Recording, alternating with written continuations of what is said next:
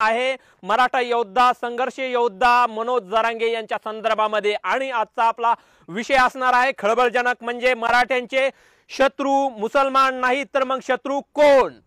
या आजच्या बोलबिंदास बोल विषयामध्ये आपण मराठ्यांचे शत्रू मुसलमान नाही तर कोण या मथळ्याखाली आजचं खास करून व्हिडिओ चित्रीकरण करणार आहोत।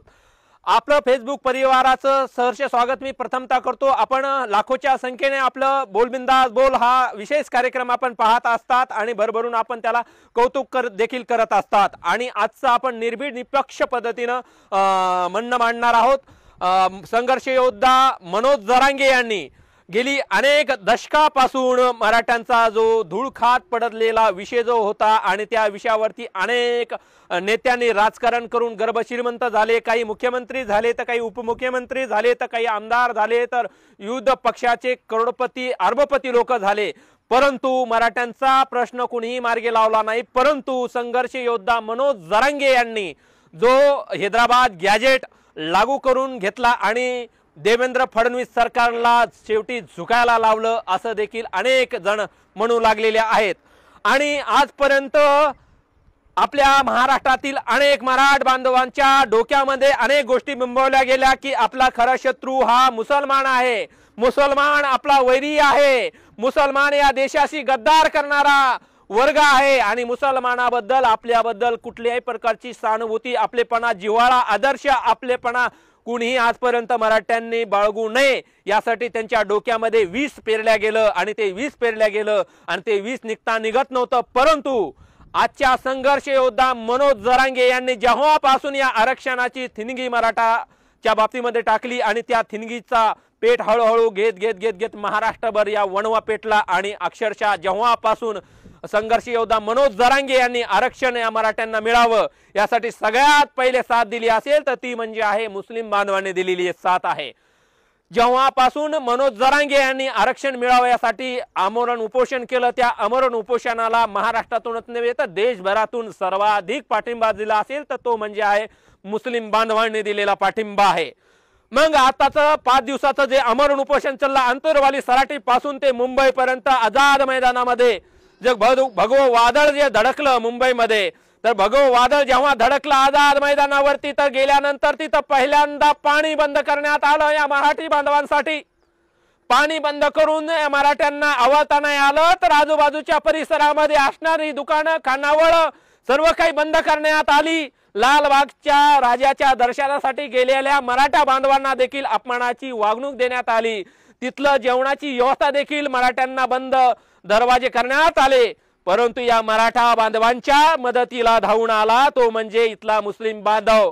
मग ते पाण्याचा प्रश्न असेल, टँकरच्या टँकर पाणी आणलं, बिस्लरीनं पाणी आणलं, जेवणाची व्यवस्था असतील, या मस्जिद देखील या मराठा बांधवासाठी खुल्ला करण्याचं आवाहन या मस्जिदीतल्या व्यवस्थापकांनी केलं, मुस्लिम बांधवांनी केलं। मग मला एक सांगायचं, आजपर्यंत मराठ्यांच्या डोक्यामध्ये भडकावल्या गेलं, मग ते राज ठाकरे असतील, उद्धव ठाकरे असतील, देवेंद्र फडणवीस असेल, अमित शहा असेल, नरेंद्र मोदी असेल, मराठ्यांची मुर्दे पाडले गेली, मराठ्याच्या माध्यमातून मुसलमानांचे रक्तरंजित करण्यात आलं। परंतु त्यांना त्यांची फक्त निवडणूक प्यारी होती। निवडणूक आली तर हिंदू खतरे में अशा म्हणण्याचा नारा आजपासून नाही तर जन्मताच आपण प्रत्येक जण ऐकत आलेलो आहोत आणि मराठी बांधव देखील ऐकत आलेले आहेत। यांच्या इशाऱ्यावरती या हिंदू संघटनेच्या इशाऱ्यावरती आजपर्यंत सर्वसामान्य मराठा बांधव नाचत आले। मग खरे वैरी कोण? ज्या मराठ्यांनी या मराठा समाजामध्ये जन्मलेल्या आमदारांना ज्याचे खायचे वांदे होते, प्यायचे वांदे होते, राहायचे वांदे होते, अशा मराठा आमदारांना ज्याची लायकी नसताना लायकीचं पात्र बनवलं, त्यांना मंत्रिपद दिलं, मुख्यमंत्रीपद दिलं, उपमुख्यमंत्रीपद दिलं, अनेकांना कारखानदार बनवलं, अनेकांना संस्था चालक बनवलं, अनेकांना पतसंस्था काढायला मदत केली ज्या सर्वसामान्य मराठ्यांनी। आणि तेच मराठे आज आरक्षणाचा विषय आला तेव्हा एकाही मराठा आमदारांनी 2-4 आमदार वगळता एकाही मराठा आमदारांनी राजीनामा दिला नाही, एकाही आमदारांनी आझाद मैदानामध्ये जाऊन भेट दिली नाही। मग वैरी कोण? या महाराष्ट्रातला मुसलमान मराठ्यांचा वैरी आहे का? बिलकुल नाहीये। या महाराष्ट्रातील मराठ्यांचा खरा वैरी म्हणजे मराठा समाजाने ज्यांना खायचे वांदे होते, राहायचे वांदे होते, त्यांना मंत्री बनवलं, ते मंत्री आज मराठ्यांचे वैरी आहेत। ज्या आमदारांची जिल्हा परिषद सदस्य होण्याची लायकी नव्हती, जिल्हा परिषद अध्यक्ष व्हायची लायकी नव्हती, पंचायत समितीचा सदस्य होण्याची लायकी नव्हती, नगरसेवक होण्याची लायकी नव्हती, महापौर होण्याची लायकी नव्हती, त्या मराठा समाजांनी त्यांची लायकी नसताना देखील त्यांना लायकी बनवली। त्या आमदारांनी आज या मराठा समाजाला आरक्षण मिळावं म्हणून पाठ फिरवली। ते खरे मराठा समाजाचे वैरी आहेत। आज नरेंद्र मोदी सरकार असेल, अमित शहांचं सरकार असेल, निवडणुका आला तर इथला हिंदू खतरे में असं बोलल्या जातं। आज भारतातील पंजाब हे राज्य जे आहे, जे राज्याच्या माध्यमातून संपूर्ण भारताला गहू उत्पादन करून तो पूर्ण भारतामध्ये गहू हा पाठवत असतो आणि ज्या गरिबांना जे गव्हाचं धान्य भेटतं त्या पंजाब राज्याच्या माध्यमातून भेटत असतं।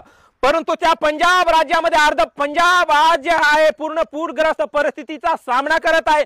अनेकांची घरं उद्ध्वस्त झालेली आहे, अनेकांची जी शेती आहे पूर्ण उद्ध्वस्त झाली आहे, पूर्ण क्षेत्र पाण्याखाली आलेलं आहे। त्या पंजाब राज्यामध्ये हरियाणाचे मुस्लिम बांधव असतील, पंजाबमध्ये राहणारे मुस्लिम बांधव असतील, सगळ्यात जास्त मदत जे करत असतील तर तिथले मुसलमान करत आहे। मग मुसलमान या देशाचा वैरी कसा असू शकतो, मुसलमान या देशाचा देशद्रोही कसा असू शकतो? जो मुसलमान आपल्याला संकट काळामध्ये साथ देतो ती कुठली जात धर्म काही पाहत नाही। एक महत्त्वाचं उदाहरण सांगतो, पंजाब राज्यामध्ये पूरग्रस्त परिस्थिती आलेली आहे। जर बघितलं तर हृदय पिळवटून टाकणाऱ्या घटना आपल्याला पाहायला मिळतात। एक व्हिडिओ बघितला तर मनाला रात्रभर झोप आली नाही। तो व्हिडिओ होता एका बाबाचा। एक बाप डोक्या एवढ्या चिखलामध्ये फसलेला होता, फक्त डोळे उघडे होते, नाक उघडं होतं।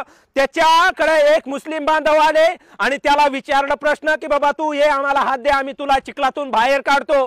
त्यावेळेस तो बाप म्हणत होता की मला बाहेर काढू नका, मला जगायचं नाहीये, मला जगणं बिलकुल वाटत नाहीये। त्यावेळेस त्या मुस्लिम बांधवाने म्हटलं असं का? कारण की त्या मुस्लिम बांधवाने सांगितलं की माझ्या बोटाला माझ्या मुलीने एका बोटाला धरलेला आहे आणि दुसऱ्या बोटाला मुलाने धरलेला आहे। ज्या बापाच्या बोटाला धरलेली मुलं जर बापाच्या डोळ्यासमोर मरत असतील तर मी जगून करू काय? माझा जगण्याचा अर्थ काय? मी कशासाठी जगू? तो बाप डोळ्यात अश्रू होते आणि त्या मुस्लिम बांधवांनी तशा अवस्थेमध्ये ती लहान लहान मुलं काढली। त्या ठिकाणी त्या मुस्लिम बांधवांनी जात पाहिली नाही, त्या ठिकाणी तिचा धर्म पाहिला नाही, तू या देशाचा देशद्रोही हे पाहिलं नाही, तू आम्हाला तिरस्काराच्या भावनेने पाहतो ते पाहिलं नाही, तू आम्हाला नेहमी वेगळ्या नजरेने पाहतो हे पाहिलं नाही। त्यानं पाहिलं तो माणूस आहे, तो संकटात आहे आणि त्या संकटामध्ये त्याला साथ देणं माझी खरी माणुसकी म्हणून गरज आहे। हाच कुठलाही धर्म शिकवतोय, परंतु हल्लीच्या काळामध्ये फक्त जातीमध्ये भांडण लावायची।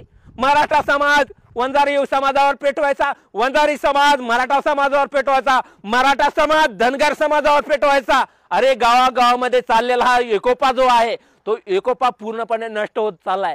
18 पगड जातीची लोक राहणारी गावागावामध्ये आपल्याला पाहायला मिळत आहेत। परंतु आज कुठलाही कार्यक्रम असला तर ही जात अतिशय आपल्या विरोधातली जात म्हणून त्याच्या नावावरती शिक्कामोर्तब केला जातोय। मराठा समाजाचा कार्यक्रम असला तर त्या कार्यक्रमावरती बहिष्कार टाकण्याचं काम आज गाव पातळीवरती केलं जात आहे। वंजारी समाज मराठ्याच्या कार्यक्रमाला जाहीर असा झालाय आणि वंजाऱ्याच्या कार्यक्रमांना मराठा समाज येईन असा झालाय। धनगरावरती देखील आता विस्फेरणाचं काम केलं गेलंय। म्हणजे एका जातीच्या संदर्भामध्ये या पूर्वीपासूनच कोणत्या जातीनं ही वर्णव्यवस्था जाती व्यवस्था निर्माण केलेली आहे हे लक्षात घेतलं पाहिजे। म्हणजे इथल्या मुसलमान हा या महाराष्ट्राचा वैरी नाहीये। खरा वैरी जो कोण असेल तर ज्या जातीमध्ये जन्मलेली जी काही लोक आहेत, मग मुसलमानामध्ये जन्मलेला एक आमदार असेल, खासदार असेल, तो त्या मुसलमानांचा खरा वैरी आहे। कारण की जातीचं विष पेरण्याचं जे काम केलेले आजपर्यंत ते त्या जातीतल्या नेत्यांनी केलेलं आहे।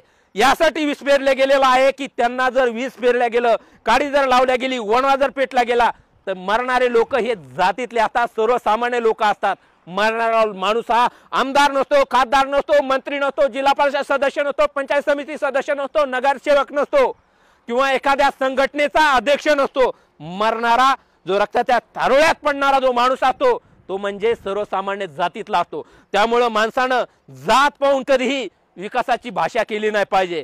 त्याला संकटात साथ जो देतो तो खरा देशभक्त आहे, तो खरा देशाचा सच्चा नागरिक आहे। मुस्लिम असो, मराठा असो, 18 पगड जातीतला कुठलाही व्यक्ती असो। त्यामुळे आजपर्यंत ज्या मुसलमानाच्या बदल ज्या मराठा बांधवामध्ये संकल्पना पेरल्या गेल्या त्या मराठा बांधवांना आज कळून चुकलंय की मुस्लिम बांधव हा आपला वैरी नाही, तर खरा वैरी म्हणजे ज्या मराठा समाजाला लहानाचं मोठं केलं, ज्याचे खायचे वांदे होते, त्यांना आमदार बनवलं, मंत्री बनवलं, तो खरा आपला आज वैरी आहे। त्यामुळे येणाऱ्या काळामध्ये एखाद्या संघटनेच्या माध्यमातून तुमची माते जी भडकवली जातात आणि जाती जातीमध्ये जी भांडणं लावली जातात हे कुठेतरी बंद झालं पाहिजे। आज जे महाराष्ट्रात आम्ही बघतो पत्रकारितेच्या दृष्टिकोनातून, ज्यावेळेस आम्ही बातमी करतो त्यावेळेस कुठल्याही जातीचा आम्ही उल्लेख करत नाही जाणीवपूर्वक, कारण की ही जात माणसाला संपवत असते, या देशाला विकासाच्या वाटेपासून दूर नेत असते। त्यामुळं मराठा बांधवांनी आता इथून पुढे त्यांना कळालेलं आहे की मुस्लिम आपले वैरी नाही आहेत, जो आपल्या भविष्याचा अंधार करेल तो आपला खरा वैरी आहे, हे वेळेत आपण ओळखलं पाहिजे आणि त्या पद्धतीने मार्गक्रम केलं पाहिजे। की दरेकर आता मुस्लिम धोरण राबवायला निघालाय का? परंतु पत्रकार हा कुठल्या जाती धर्माचा पंथाचा नसतो, धर्मनिरपेक्ष पत्रकारिता हा माझा पहिल्यापासून पिंड आहे आणि निर्भीड आणि निपक्ष पद्धतीने मी पत्रकारिता करतो। मुस्लिम समाजातला नेता जरी चुकला तर त्या संदर्भामध्ये माझ्या लेखणीचा एल्गार आजपर्यंत उग्र रूप धारण केल्याचा अनेकांनी बघितलेला आहे। अनेकांच्या डोक्याला एसी मध्ये पण देखील मी घाम फोडल्याच्या पत्रकारितेच्या बातम्या अनेकांनी बघितलेल्या आहेत। त्यामुळे आजचा व्हिडिओ बघून व्यक्त होणाऱ्यांनी माझ्या डायरेक्ट 9767535819 9767535819 या दूरध्वनी क्रमांकावर काही त्रास झाला व्हिडिओ बघून तर माझ्या या नंबरवरती संपर्क साधून सविस्तर चर्चा करण्याची हिम्मत माझ्या पत्रकारितेमध्ये आहे। जे सत्य दिसलं महाराष्ट्रामध्ये जे पिकलंय आणि जे सत्य डोळे उघडण्याचं आहे ते मी सत्य दाखवण्याचा प्रयत्न करतोय। अनेक आपण पंजाबमध्ये बघितलंय, एका 80 वर्षाच्या म्हातारीनं मुस्लिम आजीनं स्वतःच्या हातातलं गळ्यातलं सगळं सोनं चांदी इकून 1,85,000 रुपये या पंजाब मध्ये पूरग्रस्त परिस्थितीत संकटाच्या चक्रव्यूहात अडकलेल्या बांधवांना दिलेले आहे। तिथं तिनं पंजाबी माणसांनी आपल्यावर अन्याय अत्याचार केला, तिथं फक्त तिला दिसला की माझ्या देशातला आज पंजाबी माणूस संकटाच्या विळख्यात आहे, हे तिनं पाहिलं आणि स्वतःचं सोनं ऐकलेलं आहे। त्यामुळं आज सत्य जे मांडावं असं वाटलं ते मांडण्याचा मी प्रयत्न केला। व्हिडिओ आवडला तर जास्तीत जास्त लोकांपर्यंत शेअर करा आणि धन्यवाद। थांबूया।